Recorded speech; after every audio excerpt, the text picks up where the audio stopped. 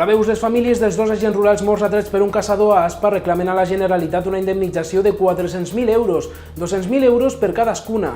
L'advocat dels familiars de les víctimes té previst iniciar un procés contra l'administració per un suposat delicte contra la seguretat dels treballadors, ja que considera que els dos agents rurals anaven a pit descobert pel camp mentre els caçadors anaven armats. L'advocat també lamenta que des del crim d'Aspa han sortit a la llum diverses denúncies d'agents rurals que havien patit amenaces d'altres caçadors i fins i tot havien arribat a apuntar-los amb les seves escopetes. L'advocat lamenta que fins que no s'han produït aquestes morts, la Generalitat no ha establert mesures de seguretat.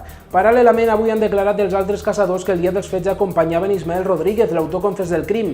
Tots ells han manifestat que no van veure res del que va passar i que els 3/4 d'hora que van tardar en trucar al 112 no els hi va semblar tanta estona. A més, asseguren que Ismael Rodríguez no va voler fugir del lloc després de tirotejar els agents. Per la seva banda, l'advocat dels familiars dels agents rurals ha detectat incongruències en la declaració dels 4 testimonis i creu que ho fan per amagar que tots ells duien escopeta, tot i que s'havia dit que del grup de 5 només en portaven 3. El jutge ha recriminat als caçadors que per què no van fer res quan Ismael Rodríguez els va explicar el que havia passat. Ells han contestat que no volien veure els cossos sense vida dels agents rurals per no patir seqüeles.